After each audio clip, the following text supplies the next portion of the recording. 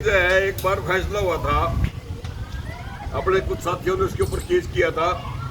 17/12/2082 को जो मुख्य न्यायाधीश थे उस टाइम में वाई चंद्रचूड़ थे और एक 5 जजों की बेंच ने फैसला दिया था। ऐतिहासिक फैसला एक सुनाया गया था। फैसले में क्या थी खास बातें? पेंशन कर्मचारी का मौलिक अधिकार है।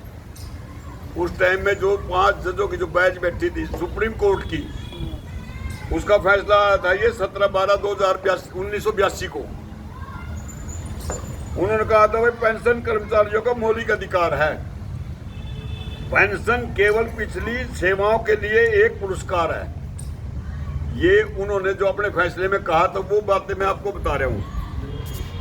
पेंशन किसी की भीख नहीं है। किसी सरकार के पास पेंशन रद्द करने का अधिकार नहीं है। ये जो फैसला था उसकी बात मैं ये बता रहा हूं जो उन्होंने फैसले के अंदर में बताई थी। पेंशन ही एक कल्याण है जो आर्थिक न्याय प्रदान करती है। पेंशन एक जीवित भत्ता है जो हर सेवानिवृत्त कर्मचारी के सम्मान के साथ जीने के लिए दिया जाता है। ये हमारे सुप्रीम कोर्ट के फैसले के अंदर में ये हमें लिखित में उन्होंने दिया था उस टाइम में, जिसके ऊपर इस सरकार ने आने के बाद इन सब के ऊपर पलटी मारने का काम कर दिया है। सबको पलटी मार रही है। ये लिखित में है ये फैसला, यूं ही नहीं भाई। उसके बाद अभी जो आपने देखा होगा, जब ये सेशन चल रहा था अगस्त के सेशन के अंदर में 11 अगस्त को जो वित्त राज्य मंत्री थे अपने पंकज चौधरी, एक तो वित्त मंत्री अपने सीतारमन है, वित्त राज्य मंत्री है पंकज चौधरी ने ओपीएस पर स्पष्ट जवाब दिया गया है कि हमारे पास अभी तक कोई प्रस्ताव नहीं आया है। ये जो ओपीएस मांग रहे हैं जो हम, वो यूं कहा कि हमारे पास इसका अभी तक कोई प्रस्ताव नहीं आया। ये 11 अगस्त 2025 की बात है, अभी ताजी। हमने यूपीएस में कर्मचारियों को एनपीएस और ओपीएस की सभी सुविधाएं दी गई हैं। यूँ कहा है कि यूपीएस के अंदर में हमने एनपीएस और ओपीएस की जो सुविधाएं थी वो हमने सारा कुछ निचोड़ निकाल कर यूपीएस के अंदर में वो सारा कुछ इन कर्मचारियों को दे दिया है। अभी तक जो है 30 सितंबर तक यूपीएस के अंदर में 31,876 आदमियों ने साइन किए हैं। उन्होंने एक्सेप्ट किया है कि भाई हम यूपीएस के अंदर में तैयार हैं। लेकिन अब इसकी तारीख जो है 30 सितंबर की बजाय उन्होंने बढ़ाकर इसको 30 नवंबर 2025 कर दिया है।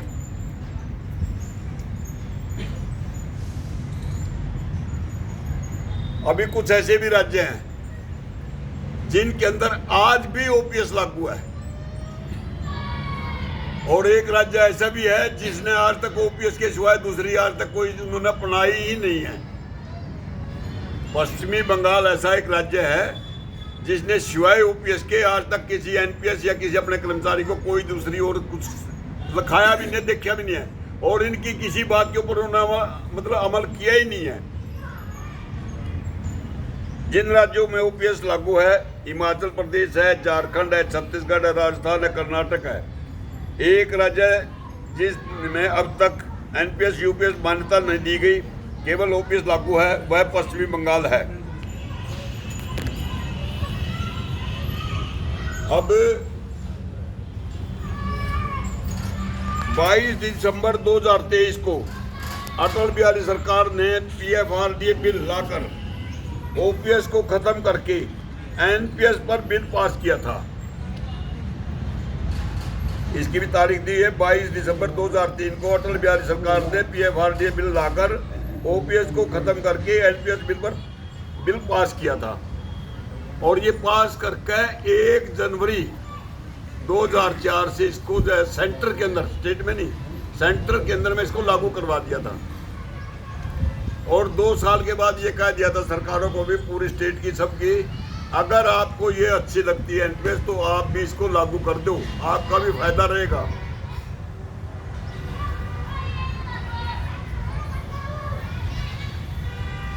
सोलह नवंबर 2013 को उस समय के बीजेपी के राष्ट्रीय अध्यक्ष राजनाथ सिंह ने इस बिल पर विचार करके वापस ओपीएस दिलाने का वादा किया था। 16 नवंबर 2013 को रिवाड़ी के अंदर में एक्स सर्विसमैन की उन्होंने मीटिंग मतलब रैली करी थी। उसके अंदर में जो प्रधानमंत्री नहीं थे उस टाइम में जिन्होंने अपने भाषण में भी कहा था, और उस टाइम में राजनाथ सिंह जो इनके राष्ट्रीय अध्यक्ष थे, 16 नवंबर 2013 को इन्होंने ये कहा था कि जो हम इस ओपीएस के ऊपर जो है ना जाएंगे, इसको वापस लेके आएंगे, इसके ऊपर विचार करेंगे, लेकिन आज तक वो विचार हुआ नहीं है।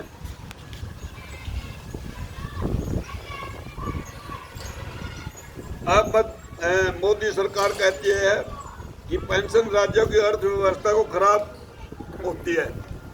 जो कहा है कि भाई जो ये अगर पुरानी इसको पेंशन को देंगे तो इससे अर्थव्यवस्था बिल्कुल खराब हो जाएगी। और ये भी कहा है कि पुरानी पेंशन अगर देते रहे तो देश का बेड़ा गर्क हो जाएगा। मोदी के शब्द है ये, अगर हम पुरानी पेंशन देते रहेंगे तो देश का बेड़ा गर्क हो जाएगा।